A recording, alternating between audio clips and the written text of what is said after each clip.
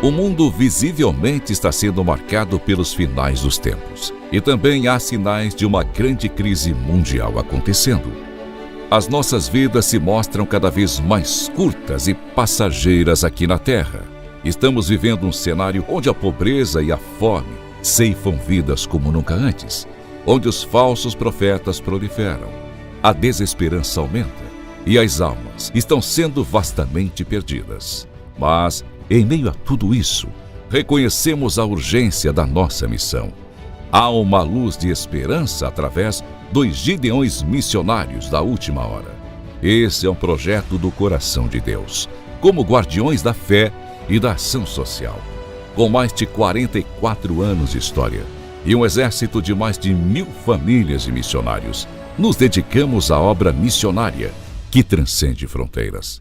Estamos em 21 nações, tocando inúmeras vidas com o Evangelho de Cristo. No entanto, sabemos que ainda é pouco, pois há milhões e milhões de pessoas para serem alcançadas pela palavra de salvação. Nós, os Gideões missionários da última hora, estendemos um convite a todos aqueles que sentem o chamado para unirmos nossas forças nesta causa. Você já pensou no que apresentará diante de Deus no dia do juízo final? Pois, neste momento crucial da história da humanidade, a verdadeira medida de nossas vidas será determinada pelo que fizemos em prol do reino. A vida aqui na terra é breve, como um piscar de olhos, mas no céu ela será eterna. Oh, glória, aleluia! É hora de agir.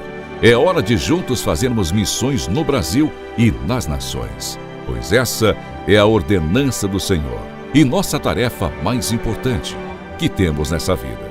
Venha fazer parte deste exército de Cristo, apoiando a obra missionária dos Gideões. O Espírito Santo está nos conduzindo a fazer missões nesta hora final. Gideões missionários da última hora, unindo o Brasil para evangelizar o mundo.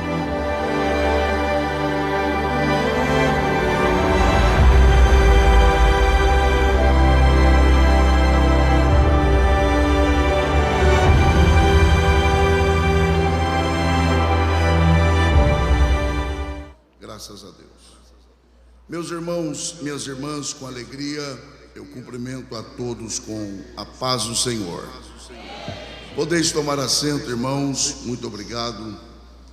Antes que eu leia o texto sagrado e com alegria passe a compartilhar a palavra que o Senhor tem colocado no meu coração para esta noite tão especial de domingo, eu quero que os irmãos saibam de minha alegria, minha gratidão a Deus pelo privilégio que Ele, por sua graça, concede a mim, à minha esposa Joselma, de mais uma vez estarmos em Camboriú para a 39ª edição deste congresso que tem, ao longo da história, abençoado inúmeras, incontáveis vidas, e para nós é um privilégio.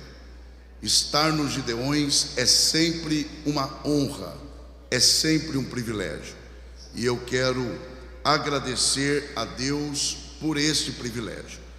Também em público eu manifesto a minha gratidão a Deus pela vida do presidente da igreja em Camboriú e também dos Gideões missionários da última hora, pastor Zilmar Miguel, sua esposa missionária Inês. Manifesto aqui o meu respeito, a minha admiração e a minha oração, pastor Zilmar, é que o Deus desta igreja permaneça a lhe preservar com graça, com saúde, e que o trabalho de suas mãos continue sendo confirmado pelo Senhor.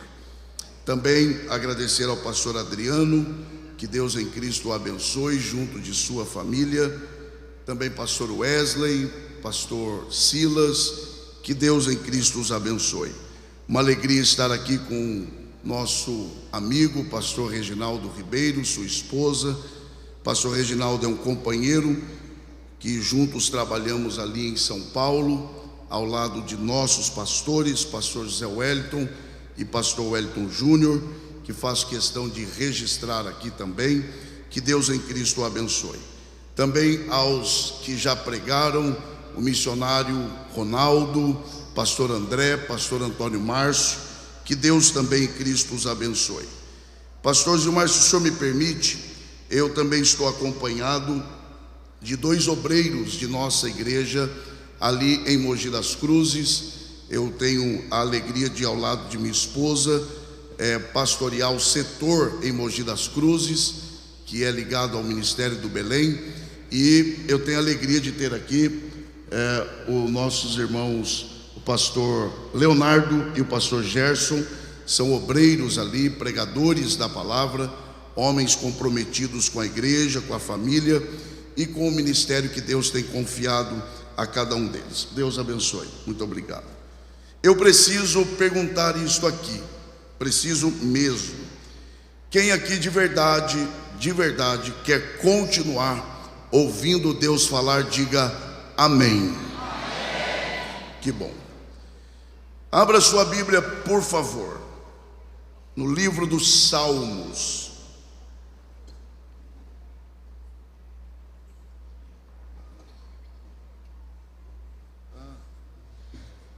É uma luta, hein?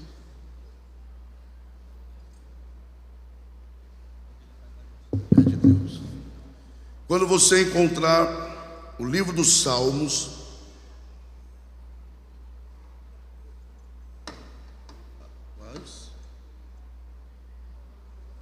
no chão, né? Localize aí, por favor, os Salmos de número 116. Quem aqui ainda tem forças para dar glória a Deus? Obrigado. Quando você encontrar os Salmos de número 116, identifique aí, por favor, o verso de número 12. Pois leremos a partir deste verso e encerraremos a leitura no verso de número 14. Os irmãos e as irmãs que encontraram Salmos de número 116, do verso 12 ao 14, por favor, se manifeste dizendo graças a Deus. A palavra do Senhor diz assim a nós: que darei eu ao Senhor por todos os benefícios que me tem feito? Tomarei o cálice da salvação e invocarei o nome do Senhor. Pagarei os meus votos ao Senhor agora, na presença de todo o seu povo. E só os que podem digam amém.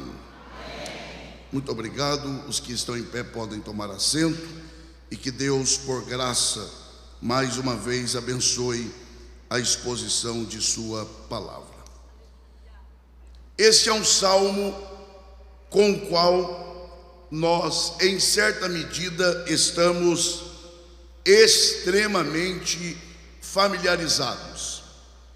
Este é um salmo que nós podemos chamá-lo de um dos salmos clássicos da Bíblia, por se tratar de um daqueles salmos mais lidos, conhecidos, amados, e por que não dizer, um dos salmos também mais pregados pelos pregadores. Aliás, eu diria que esse é um salmo extremamente usado em reuniões festivas. É normal em um culto de ações de graças, ou até mesmo na passagem ou na despedida de um ano que se encerra e a chegada de um novo ano. Esse é um salmo que nós usamos amplamente. Então, eu abro a minha participação nesta noite reconhecendo e afirmando que eu sei que esse é um salmo com o qual nós estamos acostumados. Porém, se nós queremos de verdade, pelo menos tentar aqui entender primeiro por que esse salmo está aqui e está aqui desta forma. Qual é ou quais foram os motivos pelos quais o Espírito Santo inspirou, guiou, moveu o salmista a escrever estas palavras e desta forma? Em segundo lugar, se queremos identificar também os objetivos pelos quais esse salmo foi escrito, é preciso trilharmos pelo caminho correto da interpretação desse salmo. E eu preciso, aliás, nós precisamos atentar para o fato de que é preciso considerar que quando você se aproxima de um dos salmos na intenção de interpretá-lo, é preciso levar em conta que a forma de interpretar um salmo não é a mesma forma que se interpreta uma carta. Por exemplo, o Salmo 116 não pode ser interpretado da mesma forma que você interpretaria uma carta do apóstolo Paulo.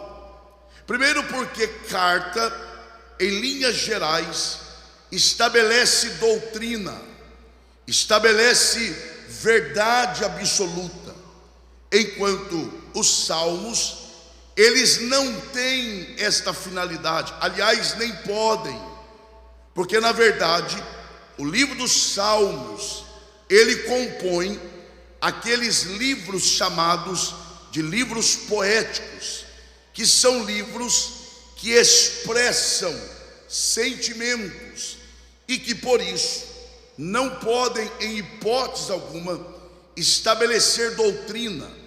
Os irmãos imaginem se nós tomássemos o livro dos Salmos como fonte de doutrina e levássemos em conta o verso de número 11 deste mesmo salmo, quando o salmista diz que na sua precipitação ele disse: todo homem é mentiroso.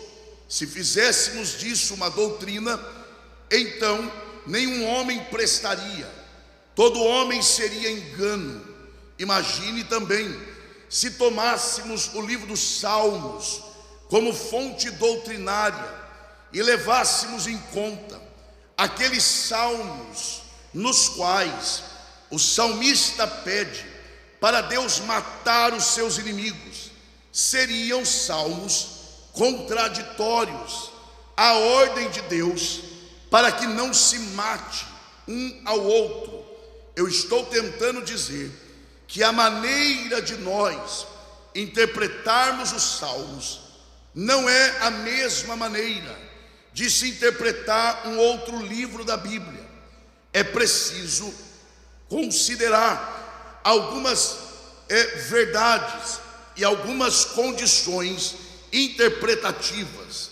E aí, para avançarmos, é preciso levarmos duas coisas em consideração. A primeira, quando nós temos o Salmo 116 diante de nós, é preciso levar em conta qual é a natureza desse salmo, isto é, qual é o caráter desse salmo, do que esse salmo está tratando, do que o salmista está falando, qual é a fonte, a essência, a natureza desse salmo. Em segundo lugar, é preciso também identificar o contexto histórico. Todo salmo, ele foi uma expressão de sentimentos a partir de uma realidade histórica. Portanto, o Salmo 116, para ser interpretado corretamente, ou pelo menos tentarmos, é preciso que nós identifiquemos o que levou o salmista a expressar estas palavras. Então, em primeiro lugar, o Salmo 116, ele é um salmo cuja natureza é de gratidão. Isto mesmo, o Salmo 116, ele é um salmo de ações de graças. Se você ler o Salmo 116 todo, você perceberá que o salmista está expressando, exprimindo, reconhecendo que tem motivos para agradecer a Deus. O Salmo 116 é o salmo da gratidão. O salmista está usando esse salmo para expressar o quão grato ele era por tudo o que Deus havia realizado em sua vida até aquele momento. Em segundo lugar, o Salmo 116, não é possível identificarmos exatamente o contexto histórico. O que se pode perceber era o estado de espírito do salmista, e isto pode ser visto a partir do verso de número 7, e isto é importante para tentarmos entender onde Deus quer nos levar nesta noite. A partir do que está no verso 7, é possível perceber qual era o estado de espírito do salmista quando ele escreve estas palavras de gratidão. Olha o que está no verso de número 7, ele diz: volta minha alma a teu repouso, pois o Senhor te fez bem.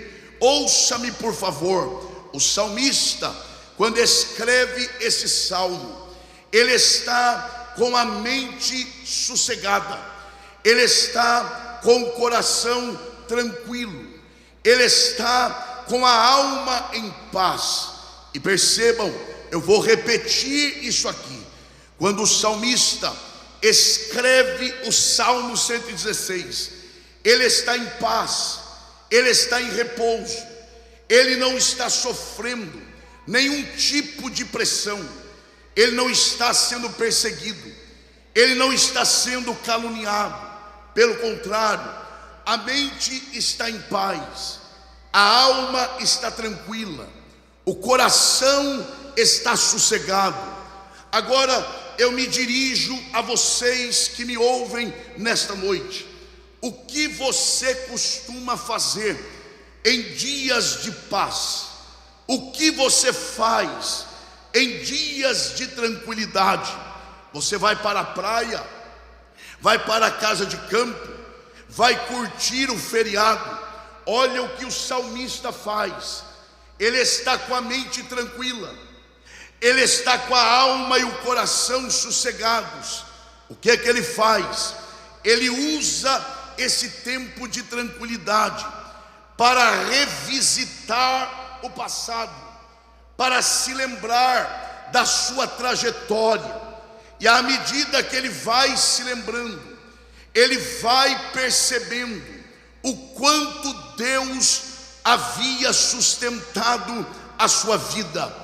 Na verdade, o salmista estava aqui cumprindo um princípio, o princípio dito pelo profeta Jeremias, quando ele diz: eu trarei à minha memória aquilo que me dá esperança. O grande problema é que a gente usa esse texto e pratica esse princípio apenas em dias difíceis. Quando as coisas apertam, a gente diz: eu vou trazer à minha memória aquilo que me dá esperança. O salmista, ele pega o caminho inverso e ele decide: eu vou usar esse tempo de paz para me lembrar do que Deus fez na minha trajetória. E à medida que eu for lembrando, eu vou aprofundando as raízes da minha fé, porque dia de paz não dura para sempre, dia de tranquilidade não dura para sempre. E aí ele sabia: logo, logo eu enfrentarei uma nova batalha, mas hoje em paz eu vou aprofundar as minhas raízes, para que quando o vento soprar de novo, eu permaneça de pé na presença do meu Deus. É isso, o salmista está fazendo isso. A mente em paz, o coração em paz, a alma sossegada. Ele começa a revisitar a história, a se lembrar da trajetória, a se lembrar por onde ele passou. E à medida que ele faz, ouça-me por favor, ele se lembra, em primeiro lugar, conforme os versos 3 e 4, ele se lembra que quase perdeu a vida. Imagine, ele está revisitando a sua história, ele está se lembrando da trajetória, e ele começa a se lembrar: um dia eu quase perdi a minha vida, um dia me perseguiram tanto que eu quase sucumbi. Ele está se lembrando, mas ele também se lembra, conforme os versos 1 e 2, que ele clamou e Deus o ouviu. Ele pediu e Deus o atendeu. Aliás, esta é a dinâmica do Salmo 116.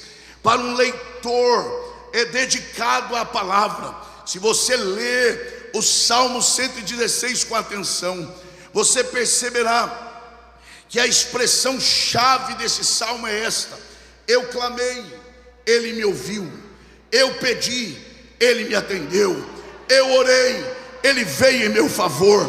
O salmista está se lembrando que sim, ele quase perdeu a vida, mas quando clamou, Deus o atendeu. Este salmo, para a gente avançar um pouco, ele é um salmo extremamente pessoal. Eu vou dizer mais, ele é um salmo da intimidade do salmista. É como se fosse uma espécie de diário do salmista. Ele está contando parte da sua experiência, parte da sua trajetória. Ele está se lembrando. Esse é um salmo da intimidade. Ele é um salmo intimista. Isso é tão verdade que, se você perceber aí, o verbo na primeira pessoa é usado mais de 30 vezes somente nesse salmo. E mais, o salmista estava tão em paz que, à medida que ele escreve esse salmo, ele vai importando partes de outro salmo para dentro desse salmo. É por isso que ele tem uma semelhança muito profunda com o salmo de número 40. O salmista está em um momento de sua intimidade. À medida que ele se lembra, preste atenção nisso, à medida que ele se lembra da sua trajetória, ele toma 3 conclusões. Diga bem forte: 3 conclusões. Não, isso não é forte não, vai lá, diga: 3 conclusões. A primeira conclusão que o salmista toma, a partir do momento em que ele se lembra de sua trajetória, ele toma a seguinte conclusão: primeira, eu não posso confiar em mim mesmo. Segundo, eu tenho que ter cuidado quando o assunto é confiar nos outros, mas quando o assunto é confiar em Deus, eu posso descansar plenamente nele. É isso, o salmista, ele tira essas 3 conclusões. Primeira, quando o assunto é confiar em mim mesmo. E aí, pastor Zilmar, e me dirijo ao senhor com muito respeito, é claro, em um tempo em que muitos estão incentivando as pessoas, e aí, às vezes em nome da fé, a confiar em si mesmo, a extrair o que você tem de melhor, a dizer, há um potencial dentro de você, explore o que você tem de melhor. O salmista, ele se lembra da sua trajetória, e ele conclui: eu não posso confiar em mim mesmo. Segundo, quando o assunto é confiar nos outros, eu tenho que ter os 2 pés atrás. Agora, a minha experiência me garante, quando o assunto é confiar em Deus, pode se entregar de corpo, alma e espírito, porque Ele nunca falhou em uma de suas palavras.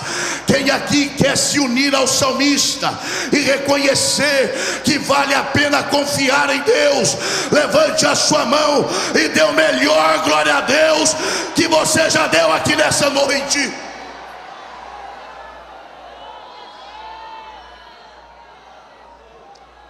Agora, nós precisamos avançar. Agora, é claro, o salmista, quem ainda me ouve, diga amém. O salmista é extremamente organizado. Aliás, Deus não erra nas suas escolhas. Ele é organizado. Ele vai escrever o salmo, e à medida que ele escreve, ele vai, se eu fosse você não perderia isso, ele vai estruturando o salmo. Olha isso, ele abre o salmo dizendo, primeiro, ele fala sobre as suas aflições, os perigos que ele enfrentou.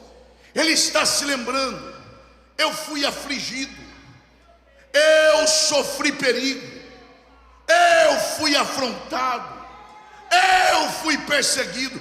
E ele está registrando, porque a alma está em paz, e ele não está se lembrando com remorso, com rancor, com ressentimento. Não, ele está se lembrando, a alma está em paz, e ele está se lembrando: um dia me perseguiram lá, um dia armaram para mim lá, e teve um dia que parecia que eu ia morrer, porque a cilada foi muito bem armada.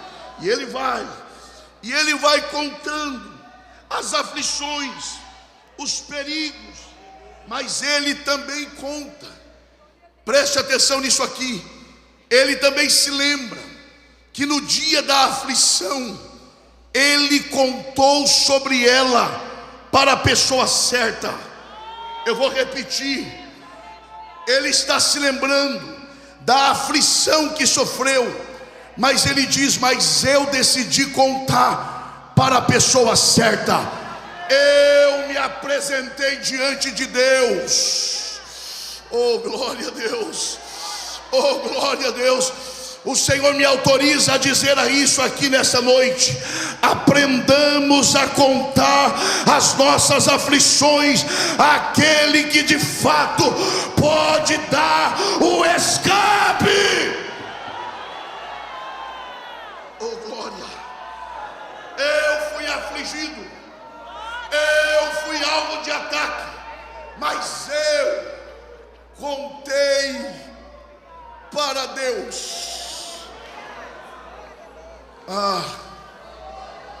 E quando eu contei para Ele, eu experimentei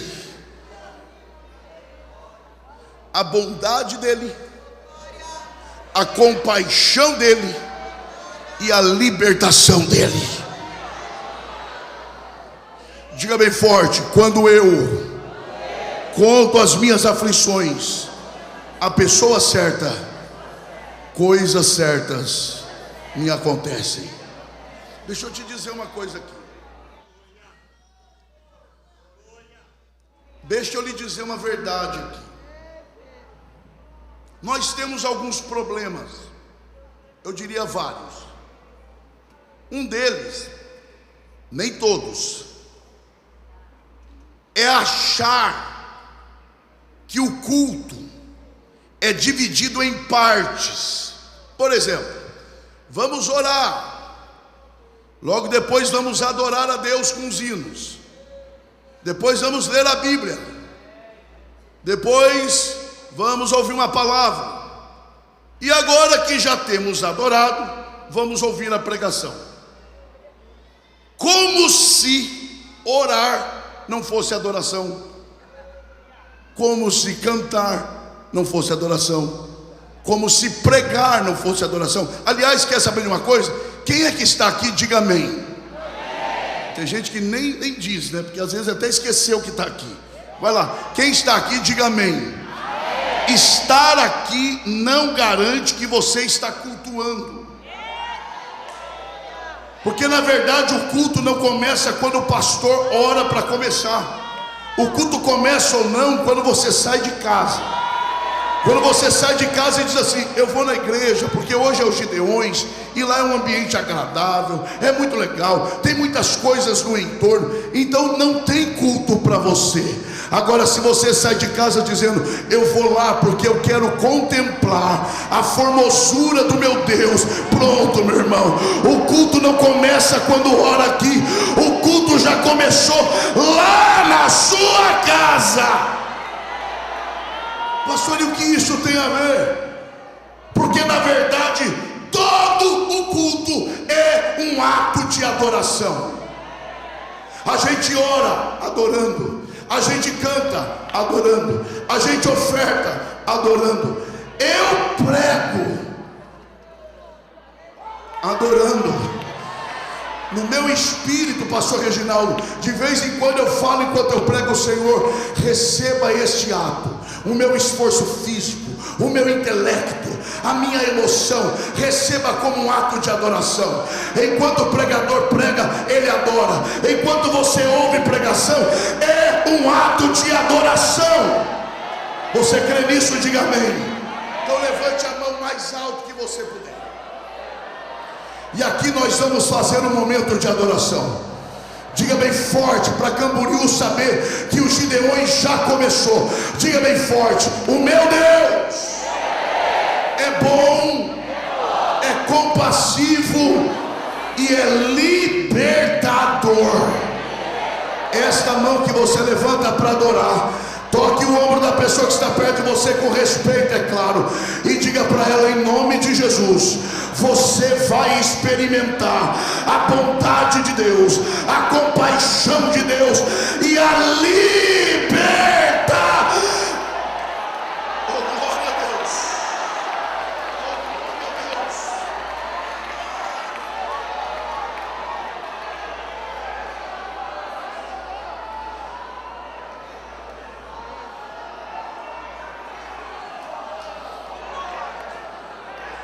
Nós vamos chegar lá.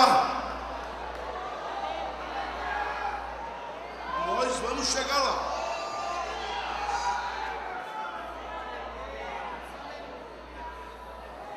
Diante de tudo isso, quem ainda me ouve, diga amém. Diante de tudo isso, o salmista agora, que se lembrou, revisitou o passado, tirou 3 conclusões, estruturou o salmo, experimentou a bondade, compaixão, libertação. Olha o que ele faz agora. Ele começa a escrever algumas decisões que ele tomou para viver a partir daquele dia. Deixa eu tentar dizer de outra forma. O senhor é um gestor, o senhor sabe. É aquilo que a gente diz de depara. Como estava, como está e como estará. Olha o que Olha o que o salmista fez. Olhou para o passado, se lembrou do que experimentou, o cuidado de Deus. Como estou e como decido viver a partir de hoje, em resposta ao que Ele fez por mim. Olha isso. Como é que Ele decide viver?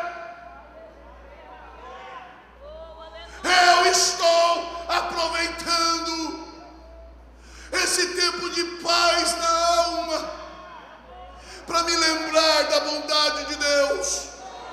E o que eu faço com isso a partir de hoje? Já sei. Olha o verso 1. Que decisão é essa? Amo ao Senhor, porque ouviu a minha voz e a minha súplica. Que decisão? Ele diz: já sei, a partir de hoje, se eu amava a Deus, eu vou amar ainda mais.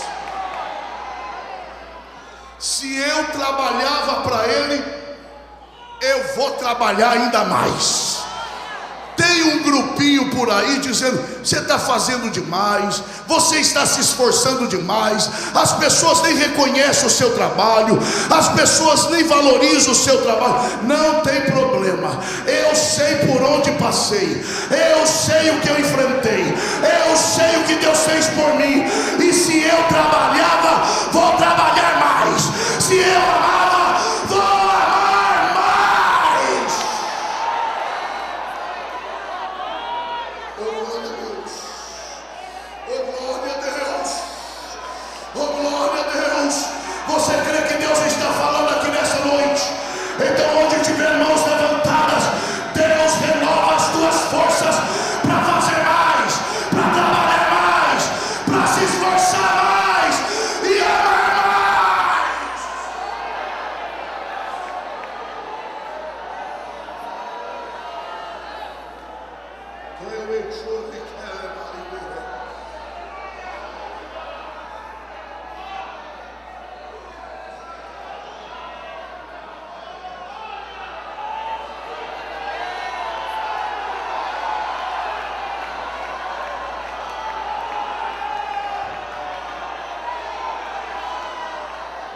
Segunda decisão.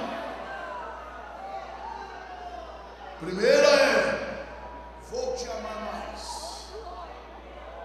vou me entregar mais, vou me gastar mais. Mas esse negócio de ministério está acabando com você, então vai acabar mais. A ingratidão está acabando com você, pois então vai acabar mais, porque não vou parar. Hoje o Senhor está me fazendo lembrar por onde passei e o que Ele fez.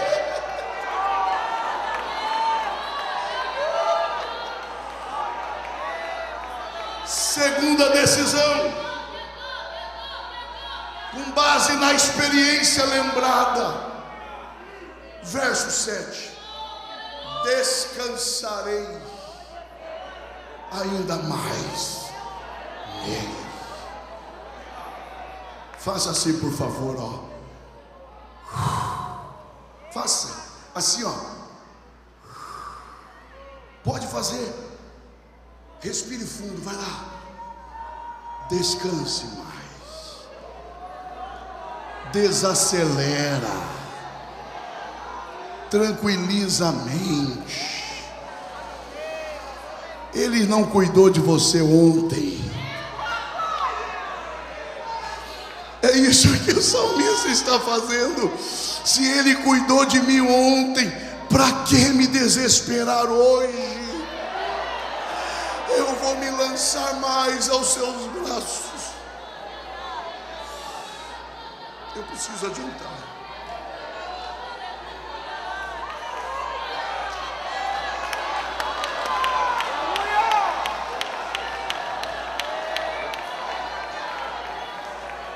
Olha a outra decisão dele, verso 9. Olha o verso verso 9. Olha a outra decisão: andarei perante a face do Senhor na terra dos viventes. Ele decide: vou andar ainda mais na presença dele. Olha a outra decisão: vou pagar os meus votos, vou ser ainda mais fiel. Não vem me dizer que esse púlpito é como qualquer outro, porque não é. Não é. Não vem com essa história. Os olhos se voltam para cá. E a gente tem que aproveitar esse momento para falar a verdade da palavra. Porque é daqui que sai cura para muita gente. Então vai lá. E aqui eu vou demorar uns 5 minutos. Olha a outra decisão que ele toma. Verso 2. Aqui nós vamos devagar. Porque inclinou para mim os seus ouvidos. Portanto, olha que decisão: invocá-lo-ei enquanto viver. Vamos na prática. Porque ele me ouviu ontem, é agora que eu vou orar mais. Mas vamos ser sinceros aqui. Esta não é a nossa tendência. A nossa tendência, quando a nossa oração é respondida, é relaxar. A gente faz até culto de ações de graça. E o que é que tem culto de ações de graça de pentecostal? Oração, hino, testemunho, e termina como? Bolo e guaraná. O bolo é mais glacê do que qualquer outra coisa. E o guaraná, não vou nem falar a marca. Porque quando a gente recebe o que pede, a nossa tendência é relaxar, vamos desfrutar. Pois o salmista faz o contrário. É exatamente porque ele respondeu minha oração que agora eu vou orar mais. E aí, meu irmão, eu me lembro de um personagem da Bíblia, Tiago capítulo 5 versículo 17. Elias, presta atenção aqui. Elias, quem foi Elias? Elias não foi um profeta. Elias foi o profeta. Ele é tanto o profeta que no Monte da Transfiguração, quando Jesus teve o seu rosto ali glorificado, transfigurado, quem é que aparece ali? Moisés representando a lei e Elias representando porque Elias é o grande representante dos profetas. Não é à toa que João Batista veio no espírito de Elias, porque Elias é o profeta. Só um detalhe de Elias: Elias era tanto o profeta que ele dominava 2 elementos: o fogo e a água. E ele dominava tanto que fogo na água não apagava, pegava mais fogo ainda. E não é água no fogo, é fogo na água. Põe água que vai descer fogo e vai apagar o fogo que nada, é aí que vai pegar mais. Esse é Elias, para não falar outras coisas. Mas inspirado pelo Espírito. Olha a descrição que Tiago faz dele.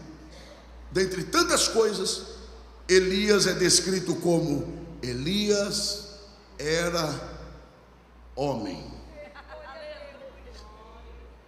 Ah, pastor, mas ele era um homem diferenciado, fora da curva, acima da média. Para não ficar dúvida, Tiago ainda diz: Elias era homem sujeito às mesmas paixões que nós. Olhe para quem está ao seu lado e diga assim: Elias era igual a você. Sabe qual a diferença de Elias? É o que vem agora. E orou. E porque orou, Deus fechou o céu. E por 3 anos e meio não choveu. Para lá, pera lá. Ô meu irmão, imagine ficar 3 anos e meio sem chuva. Você acha isso bom ou ruim? Está em dúvida? Vai lá. É bom ou ruim? É péssimo. Imagine o povo. Por que não está chovendo? O culpado é um homem aí. Quem? Ele vai passando lá. Aquele? É. Mas por que ele é culpado? É porque ele tem uma chave que quando ele usa, ele é capaz de fechar o céu pelo lado de dentro. Mas o detalhe é agora. Aí Tiago diz: e passados 3 anos e 6 meses, Elias orou. Aqui está o segredo. Outra vez. E porque orou outra vez, Deus abriu os céus e a chuva voltou a cair. Você crê que Deus está falando aqui nessa noite? Elias está na mesma linha do salmista que diz: porque ele atendeu a minha oração ontem, é por esse motivo que eu vou orar hoje de novo. Elias entendia que a resposta da oração de ontem não é garantia da resposta de hoje. Por isso a palavra de Deus para nós da igreja brasileira é: ore outra vez, e depois outra vez, e depois e outra vez, e outra vez. Ore de novo, ore de novo, ore de novo. Onde está a mão que você levanta para adorar ao Senhor? Toque a pessoa que está no seu lado e diga: a ordem é: ore de novo.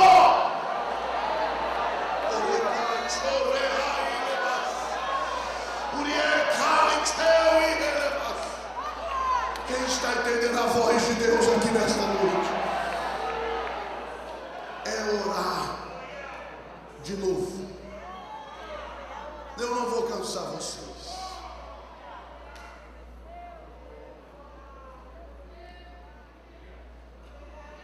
Mas o que é que o salmista recebeu de tão especial? Faz um esforço aí. De tão especial que ele diz: que darei. Faz um esforço aí. Que darei. É muita coisa que ele recebeu. Eu vou ficar só com uma. Verso 3. Olha o que ele diz no verso 3. Cordéis da morte me cercaram, e angústias do inferno se apoderaram de mim.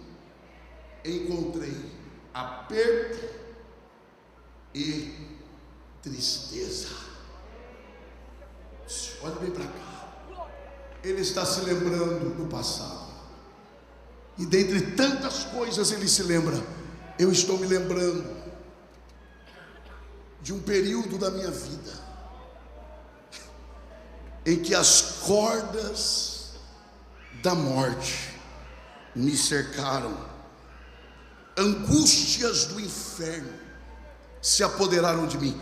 Eu encontrei aperto com as cordas da morte e tristeza com a angústia do inferno. Olhe para cá. É mais ou menos isso aqui.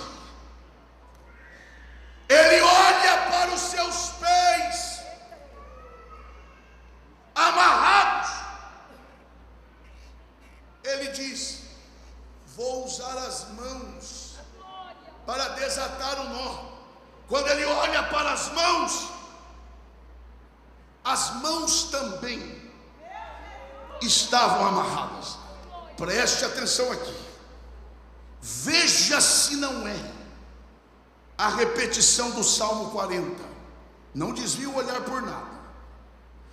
Esperei com paciência pelo Senhor. Olha isso.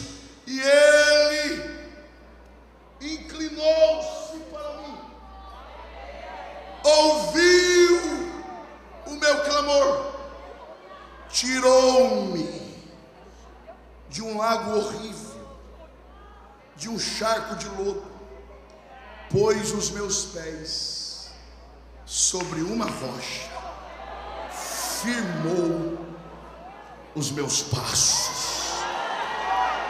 Esse é o som de quem já se encontrou na história. Esta é a nossa história. Olha isso aqui. Esperei. Por que ele espera? Não é porque ele quer. Ele espera porque onde ele estava, ele não tinha outra alternativa. Os pés estavam mergulhados num charco de lodo e não tinha como sair com os próprios pés. Então ele olha e diz: eu não consigo me tirar daqui. O jeito é esperar alguém que possa. E enquanto eu esperava, ele me olhou. Quando ele me olhou, eu clamei. Quando eu clamei, ele me ouviu. E como é que você sabe que ele ouviu? Porque ele me tirou de onde eu estava e me colocou onde eu estou hoje. Só um outro detalhe, só mais um. Diga bem forte: inclinou. Não, isso não é forte para Gideões, não. Diga: inclinou. Vamos melhorar. Diga: olhou. Agora mais forte ainda, diga: ouviu. Tirou. Para gravar, diga: olhou, ouviu, tirou. Para eu olhar para alguém, eu consigo olhar a distância. Daqui eu olho quem está lá atrás. Para eu ouvir alguém, eu ouço a distância. Tanto que os irmãos estão lá e estão me ouvindo falar daqui. Agora, para eu tirar alguém de lá e colocar aqui, não pode ser a distância. Eu tenho que sair do meu lugar. Eu tenho que ir até lá, entrar onde a pessoa está, estender a mão e tocar para tirar. É isso que o salmista falou. Ele me olhou de longe, ele me ouviu de longe, mas de repente ele começou a se mover do lugar que ele estava. Ele veio no lamaçal que eu estava.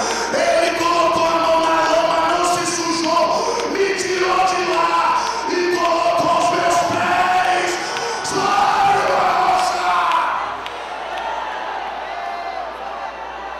Como é que tem crente que não reage a isso? Essa é a tua história, essa é a nossa história.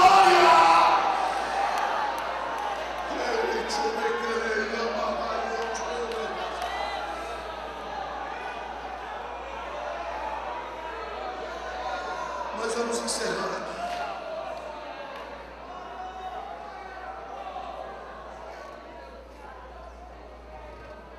Me tolere mais 5 minutos. E deixe-me subir no ombro de um gigante agora. Porque quando a gente quer chegar mais longe, a gente tem que subir no ombro de quem é maior do que nós. Aleluia. Charles Wesley, eu acho isso lindo. Irmão de John Wesley, que diferente de seu irmão, não era lá tão teólogo, era mais poeta e compositor. Quando Charles Wesley comentou esse salmo, sabe o que ele disse? Quando Deus desatou o nó, quando Deus quebrou as cordas da morte que cercava o salmista. E o salmista viu aquelas cordas no chão. Olha o que Charles Wesley disse. O salmista pegou as mesmas cordas e disse: eu vou usar as cordas que me prenderam ao pecado e vou usá-las para me amarrar em Deus. É lindo demais. Ele estava dizendo o seguinte: até hoje eu fui preso ao pecado, a partir de hoje eu vou ser preso do Senhor.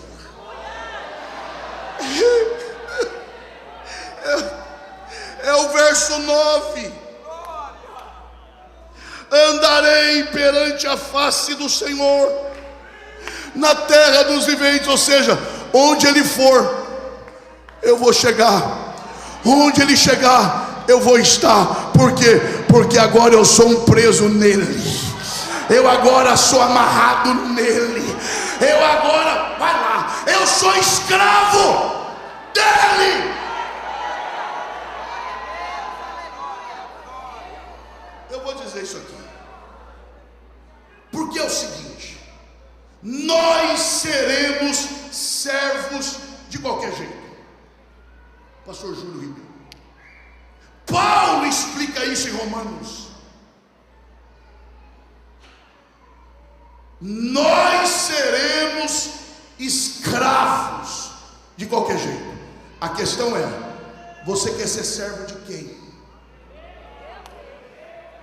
Do diabo ou de Deus? Do pecado ou da santidade? A diferença é esta: ser escravo do diabo é ser escravo para ser preso. Ser escravo de Deus é ser escravo para ser livre. Livre. Quer ver que é verdade? Olha o verso 8 para ver se não é verdade. Porque tu, Senhor, livraste a minha alma da morte, os meus olhos das lágrimas e os meus pés da queda. Sabe o que é isso aqui? Eu estava prestes para cair, para nunca mais me levantar, mas antes que eu caísse, Ele chegou primeiro.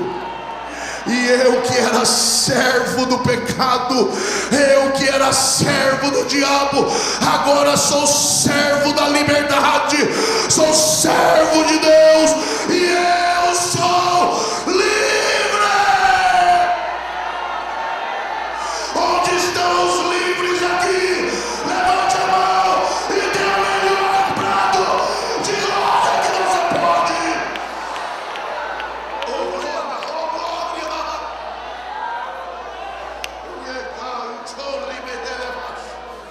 Eu vou encerrar aqui.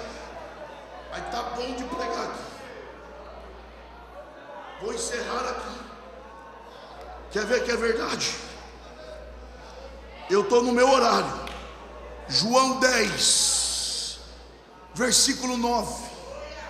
Jesus dizendo: eu sou a porta. Uau, meu Deus. Imagine um prédio em chamas e você dentro dele. Tudo que você quer encontrar é o quê? Uma saída. Jesus diz: eu sou. Eu sou a saída. Eu sou a luz piscando e dizendo: saída de emergência, porta de escape, porta de saída. Quem já entrou por esta porta, levante a sua mão. Olha isso. Palavras de Jesus. Se alguém entrar por mim, salvar-se-á. Olha o mistério aqui. E entrará.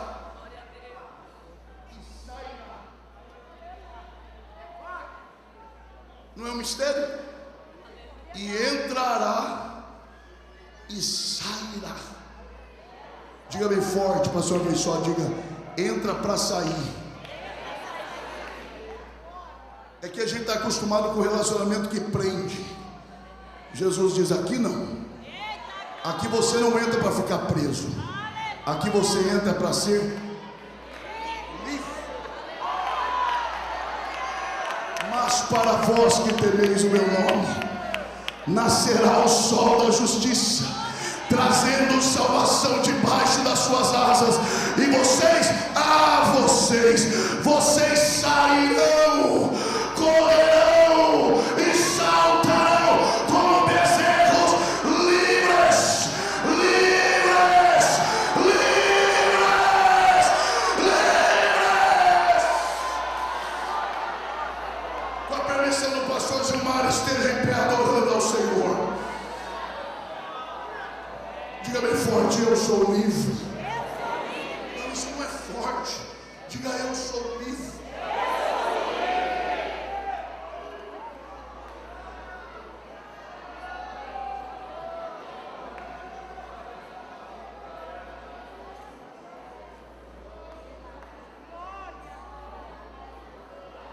O que é ser livre? Ser livre não é ter liberdade para fazer o que quer.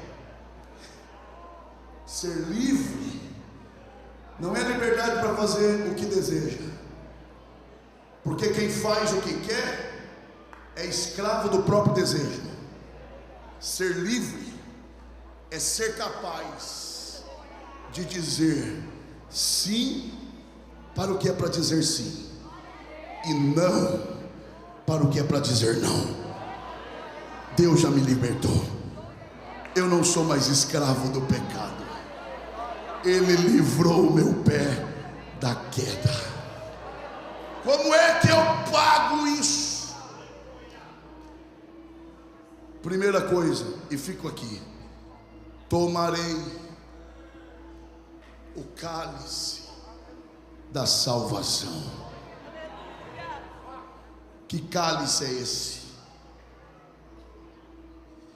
É o cálice que era dado pelo chefe de família, que primeiro ele tomava e depois escolhia alguém para tomar. E quem era escolhido pensava: se ele que é ele tomou, quem sou eu para não tomar? Veio da mão dele. Eu não vou perguntar nem o que é. Eu não vou perguntar nem se é doce ou amargo, porque se ele tomou e vem da mão dele, eu aceito tudo que vem da mão dele. O salmista diz: sabe como eu vou pagar a minha dívida? É como Paulo disse: eu sou devedor. E sabe como eu vou pagar? Eu vou entregar a minha vida e vou deixar-me gastar. É isso que Deus espera de você. Você que reconhece que Deus te tirou lá do charco de lodo, hoje o que Ele espera é: entregue tudo que você tem para a glória dEle, e Ele te honrará.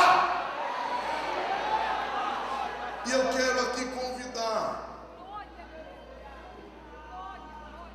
você que quer ser livre.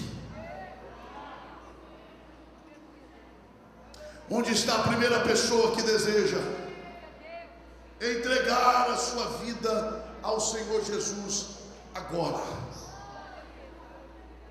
Eu sei que há alguém aqui, você que ouviu esta palavra e você entende que precisa desta liberdade.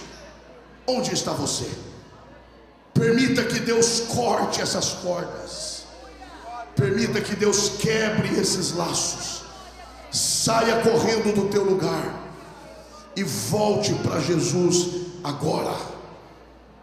Onde está você? Pela internet. Onde está você? Eu vou ser objetivo aqui. Onde está você que deseja voltar para os caminhos do Senhor? Corra, o Senhor está te chamando. Onde está você? Onde está você? Aqui está a primeira vida preciosa para Jesus. Faça festa, porque pelo menos no céu, se é para aplaudir, dê glória a Deus também. Dê glória a Deus. Onde está a segunda vida? Aqui está a segunda vida preciosa para Jesus. A terceira vida para Jesus já está aqui. Deus está quebrando o laço agora. Onde está a quarta? Onde está a quinta vida para Jesus? Eu sei que há mais alguém. Onde está você que deseja ser livre? Livre. Aqui está a quinta vida preciosa. Ali está chegando a sexta vida preciosa para Jesus. Bom, era para fazer muita festa, meu irmão. Aqui está chegando a sétima vida para Jesus. Era para fazer muito barulho. No céu tem festa. Onde está a oitava? Aqui está a oitava vida para Jesus. Cadê a nona vida para Jesus? Na verdade já são 9. Onde está a décima? Faça o esforço, não vai embora agora não. Fica para batalhar. Esse é o bom combate. É o combate que vale a pena. É o combate que vale a pena. Onde está a 11ª pessoa? Eu vou encerrar aqui. Mas deixa eu encerrar dizendo isso para você. Jesus nos conta 3 histórias em uma. A de uma ovelha que se perdeu fora do aprisco. A de uma dracma que foi perdida dentro de casa. E a de 2 filhos, um perdido dentro de casa e outro fora. Uma das máximas dessa história é: não é o lugar que define a sua condição. É possível estar em casa e na condição de perdido. Uma outra lição: o pastor foi atrás da ovelha, a mulher foi atrás da dracma, mas o pai não foi atrás do filho. O pastor foi atrás da ovelha porque a ovelha se perdeu por inocência. A mulher foi atrás da dracma. Aqui está mais uma vida. A mulher foi atrás da dracma porque ela foi perdida por negligência. E o pai não foi atrás do filho, porque os pés que te levam para longe de Deus são os mesmos que tem que te trazer de volta para Ele. Eu vou te chamar pela última vez.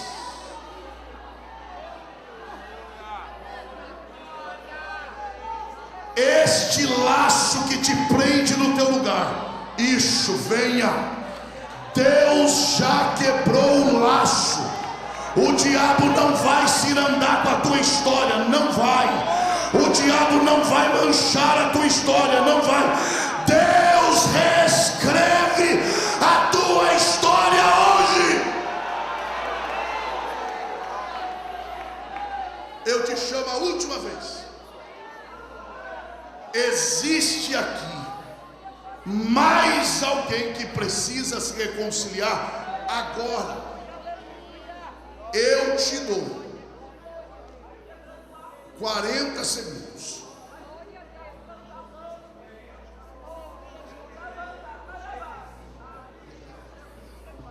Aqui, ó, 95 pessoas estão aceitando a Jesus pelo YouTube agora.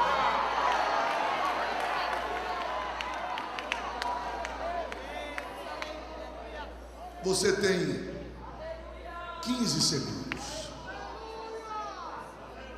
A corda que te amarrava já foi quebrada. Agora depende de você. Saia do teu lugar agora.